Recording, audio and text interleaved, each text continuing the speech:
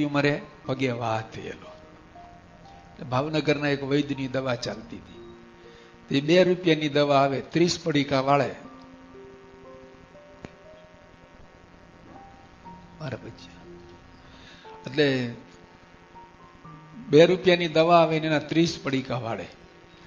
30 પડીકા વાળે તે દરરોજ એક પડીકી લે. અને વૈદ્યની દવા એવી હોય કે તમે ચાલુ કરો ને એટલે 6 મહિના વર્ષ જે લેવાની વચ્ચે જો ખંડિત થાય ને તો પાછી એકડે એકથી શરૂ કરવાની. એટલે સેવામાં રહેલા સંતો અને વિશેષ કરીને આપણા હક્કા બાપુ જે અત્યારે છે એ જરા વધારે ચિંતા ધ્યાન રાખે. 2-3 મહિના સુધી સળંગ દવા લીધી ને એકવાર એવું બન્યું કે 28 પડીકી પૂરી થઈ, 2 પડીકી બાકી છે. ભાવનગરથી દવા આવી નથી. એટલે પછી સેવકોને ચિંતા થાય કે હવે જો દવા નહીં આવે તો પાછી 3 મહિના તો પૂરા થઈ ગયા ને એકડે એકથી પાછું 6 મહિના કરવું પડશે. એટલે તે વખતે કઈ તમારા બધાના રમકડા હોય છે ને એવા તો હતા નહીં, ટેલિફોન તો કે ફોન કરી દઈએ કેવું કઈ. એટલે પછી શું કરવું એમ કરતા કરતા તપાસ કરીને અને એ વૈદ્ય કહેલું કે બહુ જ જો એવું થાય ને તો અહીં બોટાદમાં પણ આ જગ્યાએ દવા મળે. એટલે બોટાદ માણસ મોકલો, તપાસ કરી તો કે હું 3 રૂપિયા લઉં, દવા આપું પણ 3 રૂપિયા લઉં. હવે શું કરવું? એટલે પછી તો એક પડીકી બીજી જતી રહી, એક જ બાકી છે. એટલે બોટાદ હકા બાપુ જાતે જઈ અને 3 રૂપિયા આપીને 30 પડીક એ દવા લઈ આવ્યા. પછી એને પડીકો તો અહીં વાળવાની હતી. અને જેવા અહીં લાવ્યા અને શાસ્ત્રીમાં ખબર પડી કે એવી રીતે દવા લાવ્યા છે. શાસ્ત્રીમાં કે કેમ દવા લાવ્યા? તો કે સ્વામી દવાની એક જ છેલ્લી પડી ગઈ. તો કે તોય નહીં લાવવાની. કેટલા નહીં લાવ્યા? તો કે 3 રૂપિયાની. તો કે પાછી આપી આવજા. કેમ 1 રૂપિયો વધારે આપ્યો? પૈસો મફત આવે છે. હવે તો સ્વામી માટે જતું હતું દવા. અને આવી રકજો કરી ત્યાં તો ભાવનગરથી કોઈ માણસ આવ્યું, એની દવા આવી કે મારે પાછી આપી આવજા અત્યારે અત્યારે. બોલો કે સ્વામી આવતા મહિને આપણને કામ આવશે. સ્વામી કે આવતા મહિને 2 રૂપિયાની જ મળવાની છે ને, આવતા રૂપિયા કઈ થોડી 3 રૂપિયાની મળવાની. તો આને શું કહેવાય? હજી એનાથી થોડોક આગળ સ્વામી એટલાદરાની અંદર હતા અને છેલ્લી અવસ્થામાં બીમાર હતા ત્યારે શાસ્ત્રીમાં જ જે વાત કરું, દવા લેવાની. હવે દવાની અંદર એવું હતું કે ઘીના 5-10-7 ટીપા લઈ અને એની અંદર થોડીક દવા લઈને ચાટવાની હતી. અક્ષર પ્રિયદાસ સ્વામી કરીને મજબૂરના સંત શાસ્ત્રીમાંના વખતના એ સેવામાં હતા. નાની સ્ટીલની કઈ વાટકી છે એમાં થોડું ઘી લાવ્યા. દરરોજ દવા આપતા હતા. આજે દવા આપવામાં ઘી વધારે લાવ્યા છે. થોડું વધારે એટલું કઈ પાસેર અડધો શેર એટલું નહીં, પણ નોર્મલ હોય એના કરતા વધારે. શાસ્ત્રીજી મહારાજે જોયું અને કહ્યું કે આ વધારે ઘી છે. તો એને કહ્યું સ્વામી હવે એમાં શું વાંધો છે?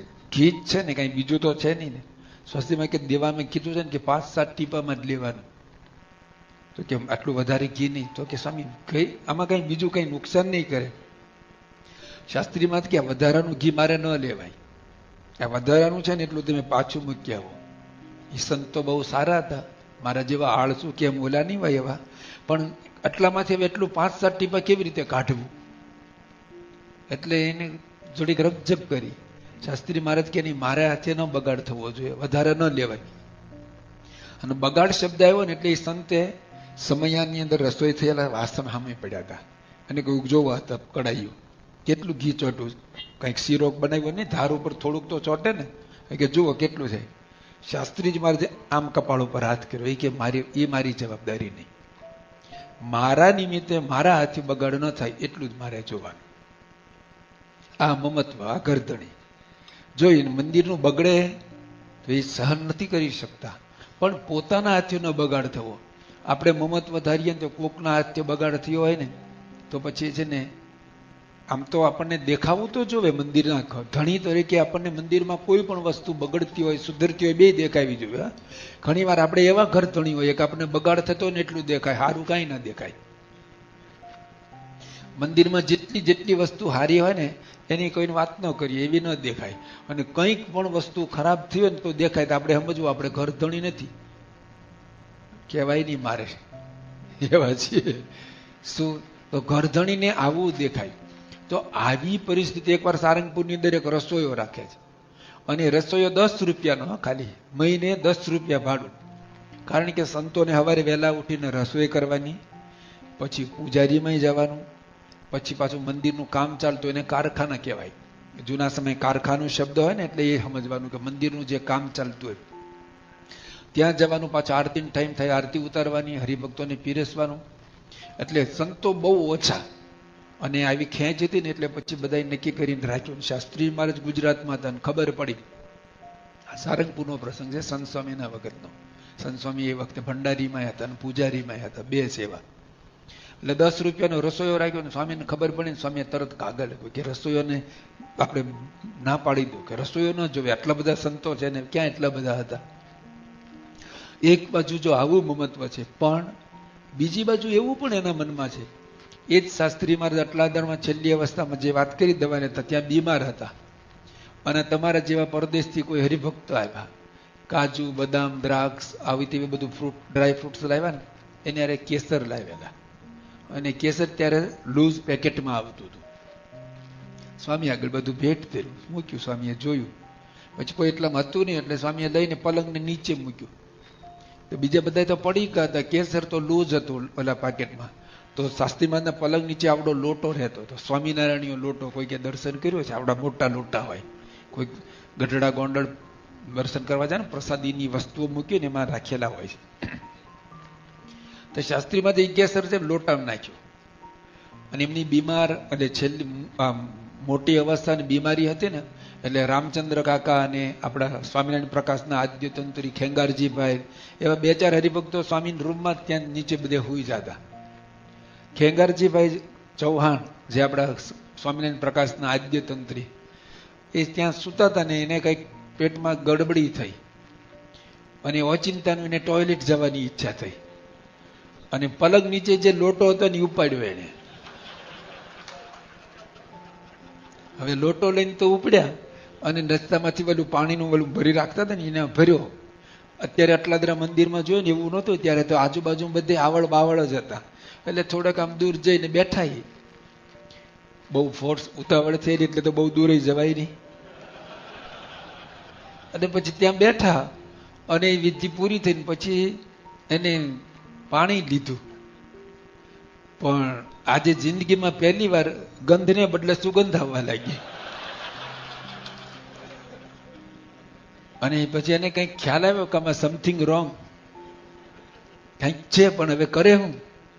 હવે તો એમાં કઈ બીજું થઈ જ ન શકે. અને એને આમ હાથ જુએ ને તો હાથ આખી સુગંધથી મગમગે. આ તો પહેલી વાર આવું બન્યું, આવો પ્રોગ્રામ તો કોઈ ન કરે ને. અને પછી તો એ જે ગભરાય મનમાં કે કંઈક થઈ ગયું છે, બફાઈ ગયું કંઈક. પણ હવે તો જે થયું એ થયું. અને એને ખબર છે કે આ શાસ્ત્રીજી મહારાજના પલંગ નીચેથી હું લોટો લાવું છું ને એમાં કેસર હતું, અને કેસરથી આવી રીતે આ પ્રોગ્રામ મેં કર્યો. પછી એને ખબર કે શાસ્ત્રીમાં 2 રૂપિયાની દવા 3 રૂપિયામાં આવી પાછી મોકલાવીને રસોઈયો પાછો મોકલાવ્યો છે, અને ઘી દવાની અંદર 5 ટીપા ઘી વધારે આવ્યું. તો હવે આમાં શું કરશે કહો? બિચારા ગભરાતા ગભરાતા સ્વામી પાસે આવ્યા. શાસ્ત્રીજી મહારાજ એક પણ શબ્દ ન બોલ્યા. સ્વામી કે કઈ વાંધો નહીં, આખું જગત નાશવંત છે. તો ત્યારે મમત્વ નહીં હોય ને, કેસર તો કઈ થોડું મફત આવે છે. પણ આવી રીતે જે મમત્વથી સમજીને વિવેકપૂર્ણ વર્તન કરીએ ને, એ ઘરધણી. ઘરધણી એટલે ઘરનો માલિક, એટલે કે આપણને કોકને ખખડાવવાનું લાયસન્સ છે, એ ઘરધણી નહીં. મોટા ભાગે આપણે ઘરમાં ઘરધણી તરીકે શું હોય, છોકરો પાણીનો ગ્લાસ લાવ્યો ને ઢોળો તો એક ધોલ મારી દે, આ ઘરધણી. કારણ કે ઘરના ધણી છીએ ને, આપણે ન મારીએ તો કોણ મારે, ક્યારે માંડ લાગમાં આવ્યો ને, એવું નહીં. ઘરધણી હોય તો ઘરની બધી જ વ્યક્તિનું સંપૂર્ણ એ ધ્યાન રાખે. બાપા ને ઘરધણી જુઓ, એ મંદિરની અંદર નીકળ્યા તો રાહો ભરવાડ હોય ને એને પણ એટલા પ્રેમથી બોલાવે, એને મળે, એનું કામ પૂછે, અને એને કંઈક સારું કર્યું ને એની પ્રશંસા કદર કરે. અને ખરેખર ઘરધણી સારો હોય ને એ તો શું કરે, ઘરના કોઈ પણ સભ્યથી કંઈ પણ સારું થયું હોય ને એને મોટિવેટ કરે, એને આગળ લાવે. અને કંઈ એની ભૂલ થઈ હોય ને તો એને ક્ષમા આપે. કારણ કે મોટો માણસ છે તો એનું મન મોટું હોય ને એવી રીતે પેટ ઉદર પણ મોટું હોય, અને બધી રીતે એની વિશાળતા હોય. માણસ માત્ર ભૂલને પાત્ર કોઈ નથી. કંઈક ભૂલ થઈ હોય તો આવી રીતે ઘરધણી હોય ને કાંઈ આમ પાછળ હાથ દઈને આમ ફરે નહીં, આંટા ન મારે. મંદિરની આવ્યા ને કાંઈક એવું બગડતું હોય ને તો છે ને પોતે જ મંડી પડે. બાપા પોતે બોચાસણની અંદર હતા. ગુરુ પૂર્ણિમાનો દિવસ છે, પ્રમુખ સ્વામી મહારાજ. અને એ વખતે એવું હતું કે જેટલા ભક્તો આવ્યા ને બધા બાપાનું પૂજન કરે. તમે જોજો જૂના કોઈ ફોટામાં આટલો ચાંદલો થયેલો હે, આખું કપાળ છે ને આટલો ચાંદલો થઈ ગયો હોય. બધા ચાંદલો કરવા, કોઈક અહીંયા કરે, કોઈક આમ કરે, કોઈક ઉપર કરે. તો બાપા જે લગભગ સવારે સભામાં આવ્યા ને તે બપોરે 1 વાગ્યા સુધી સભા ચાલી, પછી પૂજન ચાલ્યું. લગભગ 2:45 વાગવા આવ્યા છે. અને બરાબર બાથરૂમ લાગે નહીં. અને બાથરૂમમાં એવું હોય કે આપણને જ્યાં સુધી બેઠા ને બીજી પ્રવૃત્તિમાં ખબર ન પડે, ઊભા થાય ને લાગે ને એટલે પછી ભાગવું પડે. બાપા તો નજીક જ બોચાસણ સભા મંડપની બાજુમાં જે અત્યારે છે ને ત્યાં જ ગયા જનરલમાં. ત્યાં સુધી તો બધા સાથે આવ્યા, ત્યાં અટક્યા ઊભા. અંદર ગયા અને થોડોક સમય થયો પણ આવ્યા નહીં, વાર લાગી. સંતોએ કીધું કે ઘણા સમયથી બેઠા ને થોડોક વધારે સમય. પણ પછી તો અંદર પાણીનો અવાજ આવતો એવું જોયું. અને સંતો નજીક જઈને જોયા ને તો બાપા તો ધોતિયું ઊંચું કરી, કછોટો મારી અને ત્યાં સાવરણો પડ્યો હતો. એ બાથરૂમનો બ્લોક સાફ કરવા લાગ્યા. કેમ સાફ કરવા લાગ્યા છે? ત્યાં વિડીયો વાળો હતો તો કોઈ પ્રેસ રિપોર્ટરને બોલાવ્યા હતા? કોઈ નહોતું ત્યાં. ઘર ધણી છે ને, એને જોયું કે સમયાની અંદર બધા આવ્યા ને કોઈ પાણી ચાલુ ન કર્યું, દુર્ગંધ મારતું હતું, તો એમણે સારું શરૂ કરી દીધું. પણ આ કરધણીનું લક્ષણ છે કે જ્યારે જ્યાં એવું કંઈક કામ હોય અને એ આપણને દેખાય ને તો એ કહેવા જાય, ફરિયાદ કરવા જાય. એને ફરિયાદ ન કરે પણ એ પોતે જ કરી લે. એવી રીતે વડીલો હોય ને કોઈક ન કરી શકે એવું હોય તો કોઈ યુવાન વર્ગને ચીંધે, અને ચીંધે ત્યારે આપણે પણ એવી રીતે રહીએ કે કદાચ કોઈક વડીલ આપણને કહે તો બહુ આપણે સહર્ષ, આપણે મોટા ભાગ્ય માનીએ. એમણે સેવાની વાત કરી ને, નીચી ટેલ મળે તો, કોઈને આવડે છે? મુક્તાનંદ સ્વામીની પંક્તિ છે, નીચી ટેલ મળે તો ત્યાંથી ભાગજો. નીચી ટેલ મળે તો માને ભાગજો. મોટા ભાગ આપણને માનવાના કે આપણને પણ આવી કંઈક સેવા કરવા મળી. તો એ ઘરધણીનું લક્ષણ. એટલે ઘરધણી પોતે મમત્વથી ઘરમાં રહે. એટલે આપણે ઘર એટલે મંદિર સમજીએ, મંદિર એટલે ઘર અને ઘર એટલે મંદિર. જો ઘરમાં આવા સારા સંસ્કાર નહીં હોય તો મંદિરમાં પણ નહીં રહે. અને મંદિરમાં સારા સંસ્કાર મળ્યા તો ઘરમાં પણ ફાયદો જ થવાનો છે. બંને એકબીજાની સાથે સંબંધિત છે. ઘરમાં અને મંદિરમાં આપણું એક જ સરખું જીવન હોય. ઘણા એવા છે કે ઘર મંદિરની અંદર બહુ સારી સેવા કરે, સંડાસ બાથરૂમ સાફ કરે ને બીજું ત્રીજું બધું જ કરે ને ઘરની અંદર તો પાછા ધણી તરીકે જ વર્તે છે ઘરમાં. એ ઘરમાં પણ આવી રીતે જેવી સેવા મંદિરમાં કરીએ એવું જ ઘરમાં કરીએ ને તો બાપાનો ગુણ આવે. ઘરમાં એકાદ જણ સત્સંગી ન હોય ને એને સત્સંગ થાય. ખાવું પીવું બેસવું સૂવું જોવું, ચાલ્યા જવું કેવળ નાવું ધોવું, ભક્તોની એવી સઘળી ક્રિયા, કુસંગી દેખી સતસંગી થાય. જેના જેના ઘરમાં 1-2 વ્યક્તિને સત્સંગ ના હોય એને સત્સંગ કરવો હોય ને તો આ બધી પંક્તિ લખી લો નોટબુકમાં. નોટમાં નહીં, હૃદયમાં લખો ભાઈ. નોટમાં પછી ભૂલાઈ જાય, ભૂસાઈ જાય, નોટ ક્યાંક પડી રહે.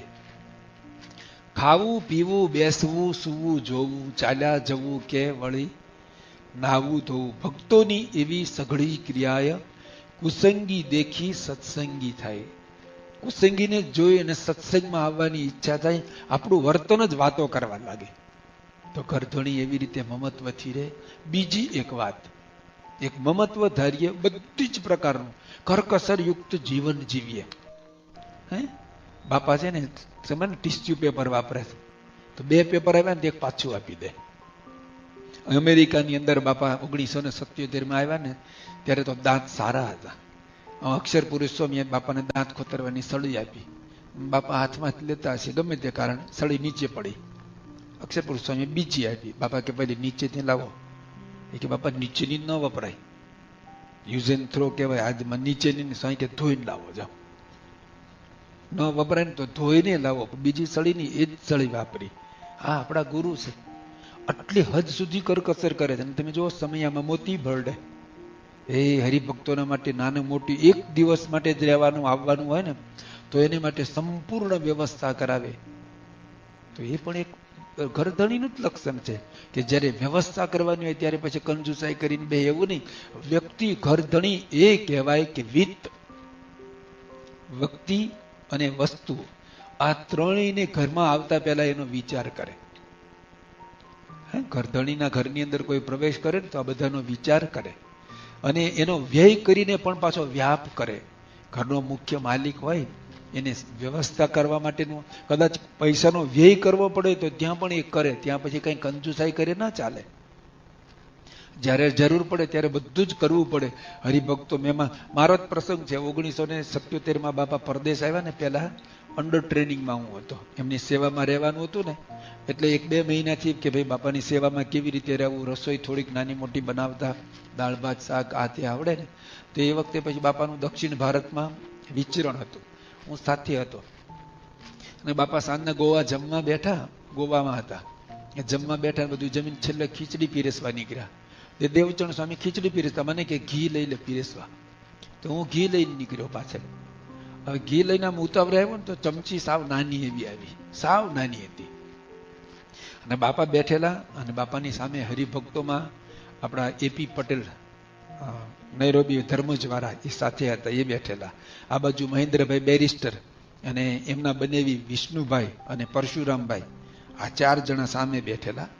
અને પછી હું તો ઘી પીરસવા નીકળ્યો તો બાપાને ચમચીથી આમ 2-3 ચમચી મેં ઘી આપ્યું. હાવ નાની હતી. અને આ લોકોને 1-1 ચમચી આપી અને હું અંદર જતો રહ્યો. મારે હેતુ એવો હતો કે બાપા માટે અંદરથી મારે પૂડા પણ મેં બનાવેલા. તમે હજી એક પૂડો તવામાં શેકાતો હતો ધીમા તાપે, તમે એ લઈને પાછો લાવીને થોડોક આપું.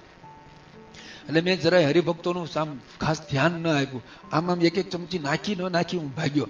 હું પીરસતો ને મારી સામે ને સામે આમ જોતા હતા. અને હું જેવું આમ નીકળ્યો, મને કે ભાઈ બેસ, આવ્યો નથી. મને કે આવી રીતે ઘી પીરસાય?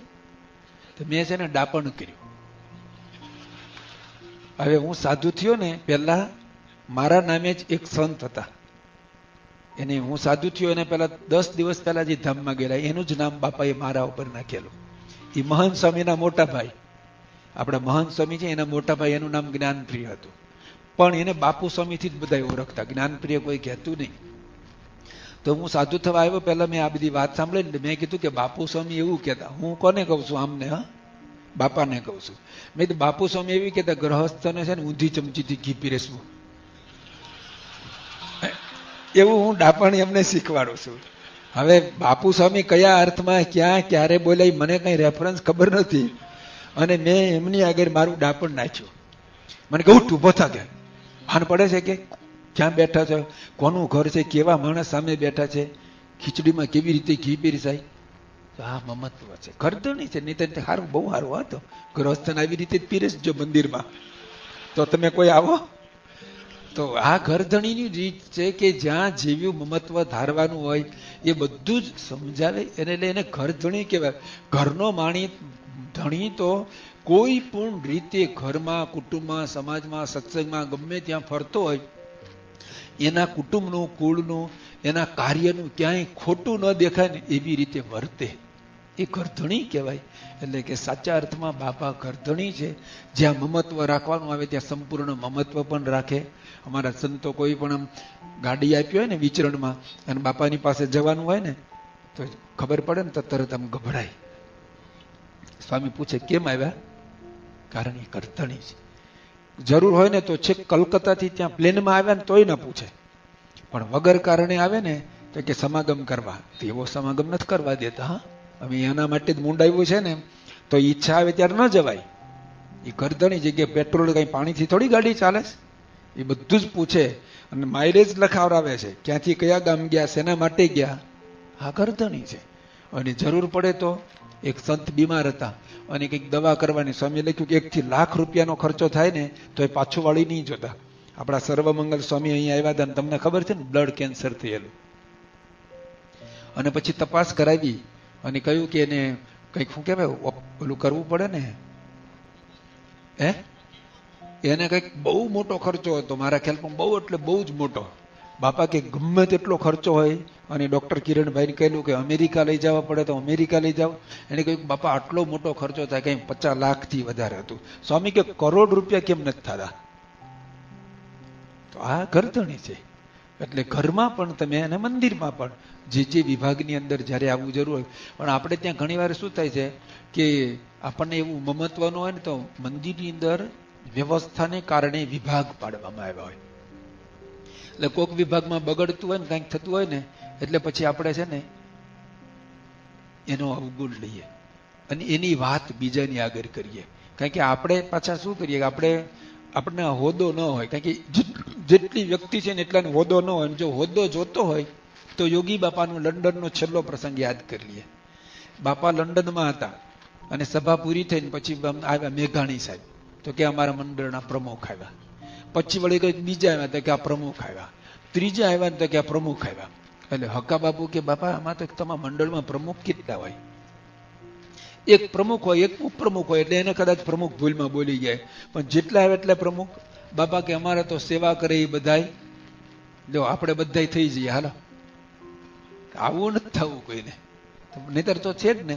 તો જો દરેક વ્યક્તિને હોદ્દો ન હોય તો જેને હોદ્દો ન હોય ને એને હોદ્દાની ઈચ્છા નહીં. હું આમ છેલ્લે બેહે, પેલો બેઠો હોય ખૂણામાં બેઠો, આમ કે આપણે બસ એ શાંતિથી ભજન કરીએ.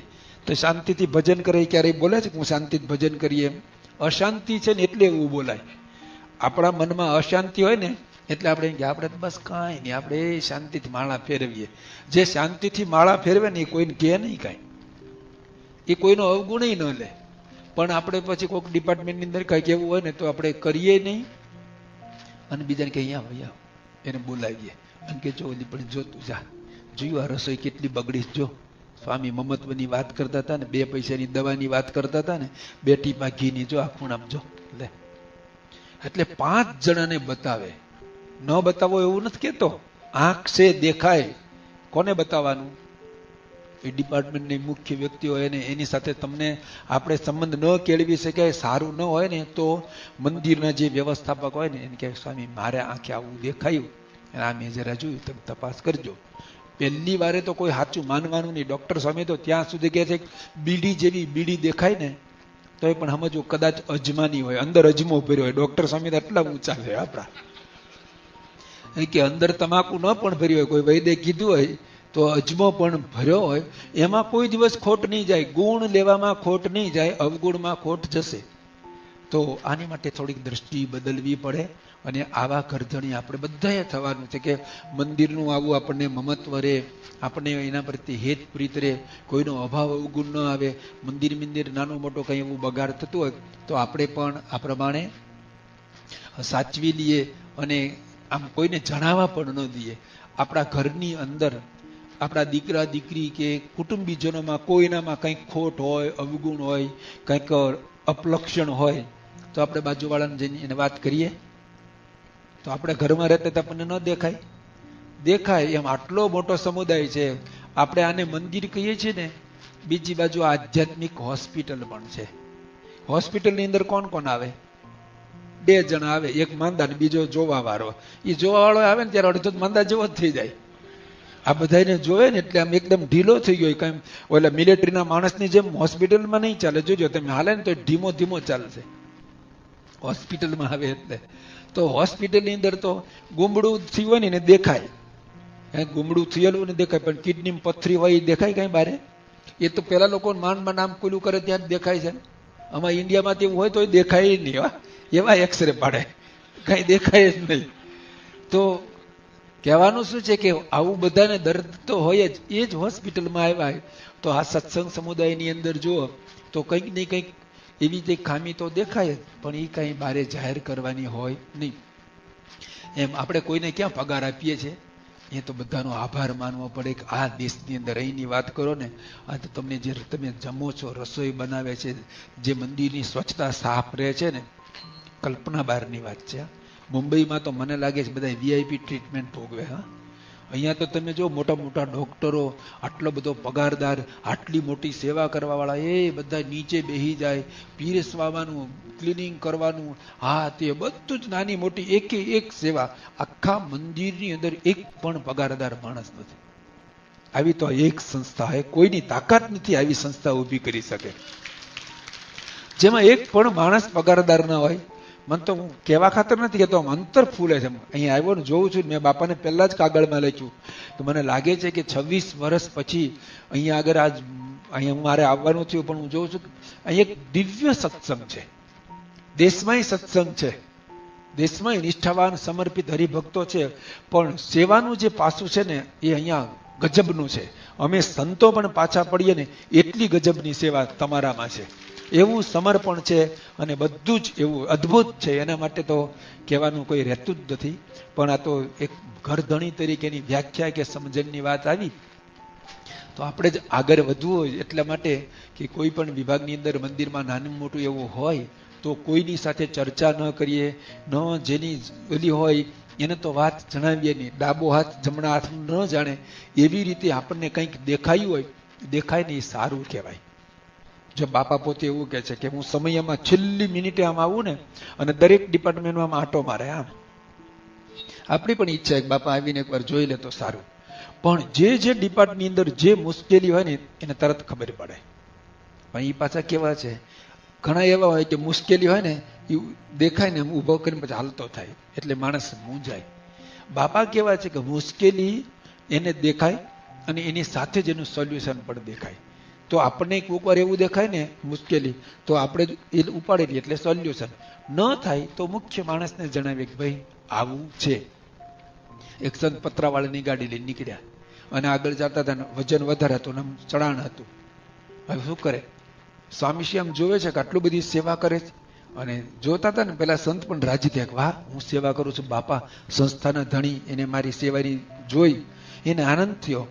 પણ એ જોતા હતા ને બરાબર સામે ચડાણ હતો, આમ કહેતા હતા એને ખબર પણ ન પડે. બીજી બાજુ સ્વામી આવીને જોડાઈ ગયા અને ગાડી આમ આગળ ખેંચાઈ ગઈ. આ ધણી એવી રીતે જે ડિપાર્ટમેન્ટની અંદર જે કોઈ સેવા કરતો હોય.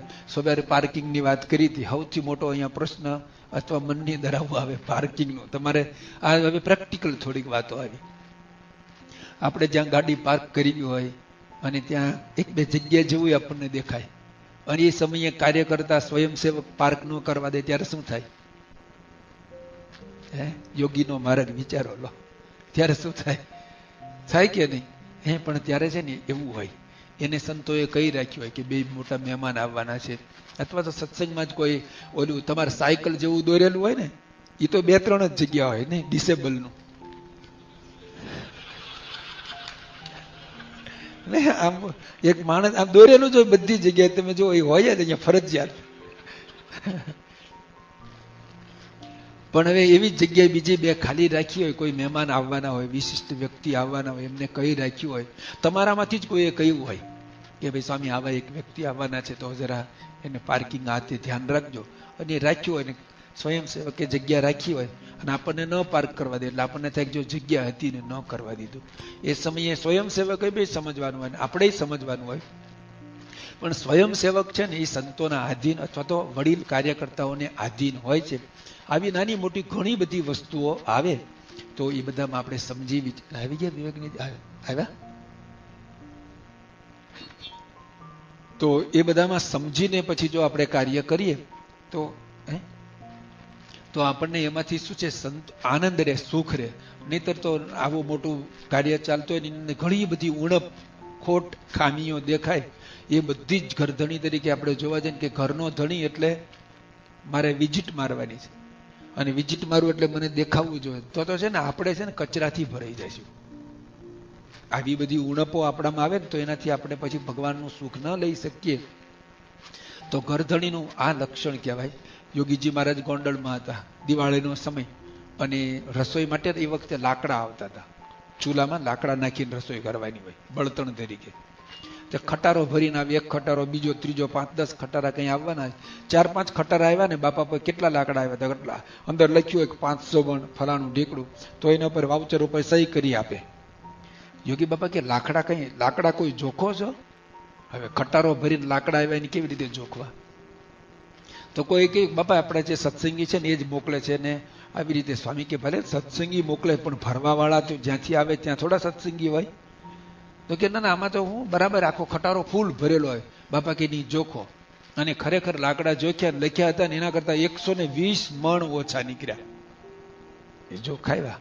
તો આ પણ એક ઘરધણી છે. તો આવી રીતે આ પુરુષોએ પણ કર્યું છે. અને એની સાથે તમે જુઓ કે બપોરે 2 વાગ્યા ને આમ રાહ જોવે, જમ્યા ન હોય. તો ગોંડલ બાજુ આ બાજુ સ્ટેશનેથી ટ્રેન આવે ને એની રાહ જોવે, અને ટ્રેનની વિસલ વાગે ને ત્યાં સુધી જમે નહીં. અને પછી કોઈક માણસ આવે, મહેમાન 2-3 ઉતરે ને તો રાજી થાય.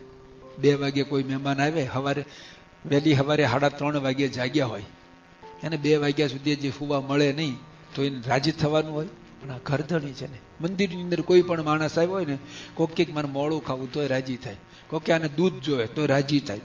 એ ઘરધણી. અમારા જેવા તો કંટાળે. બપોર 2 વાગે કોઈ દૂધ માગે ને તો એ ના પાડે, અથવા એને બીજો ઉપાય બતાવે કે ત્યારે દૂધ ન પીવાય, દૂધ બગડી ગયું હોય. સવારનું દૂધ અત્યારે બગડી ગયું હોય, ખાટું થઈ ગયું હોય, સામું તકલીફ કરે, એને જ્ઞાન આપી દે, દૂધ ના આપે. એટલે ભાઈ જ્ઞાન નથી જોઈતું, દૂધ આપ ને હમણે. પણ યોગીજી મહારાજ છે ને, એટલે આપણા જે ગુરુ પરંપરામાં છે એની સામે જ જો આપણે દ્રષ્ટિ રાખીએ તો એનું જીવન પ્રેરણાની પરબ છે. એના જીવનમાંથી આપણને ખૂબ જાણવાનું મળે. આધ્યાત્મિક માર્ગમાં આપણે એક જ વસ્તુ વ્યક્તિ જોવાની છે, એની જ સામે નિશાન રાખીને એ આટલી મોટી સંસ્થામાં આપણા બધાના દોષ નહીં. આપણે તો આપણે જે પ્રવૃત્તિ હોય ને એના આપણને દોષ દેખાય, પણ એને તો આપણી પ્રકૃતિના દોષ દેખાય. આપણા એક વ્યક્તિની અંદર શું છે ને એને બધી ખબર છે. લો, મારી અંદર હું તમારી આગળ હારી ડાય વાતો કરું છું, પણ મારી અંદર શું રહેલું નહીં ખબર પડતી હોય. હવે આપણે એના પગ દબાવ જાય, આમ મારે હાર ઉભો થા, શું જોઈને પગ દબાવ આવ્યો તો? પણ આપણને બધાને નભાવે છે ને. તો એવી રીતે ઘરધણી એ કહેવાય. ગુણાતીતાનંદ સ્વામીની વાતોમાં લખ્યું, જેમ પોતાની મા, બેન ને દીકરી ઉઘાડા દેખાય તો એ શું કરે? આમ આંખ કરીને જોવે, વાહ, આમ કરે, આંખ બંધ કરી દે, કેવી બળતરા થાય. એવી રીતે સત્સંગની અંદર પણ કોઈ પણ વસ્તુ એવી દેખાય તો આપણે આંખ બંધ કરી દઈએ, અથવા યોગ્ય વ્યક્તિને જઈને કહીએ તો એ ઘરધણી કહેવાય. તમે તો ઘરમાં જ રહો છો,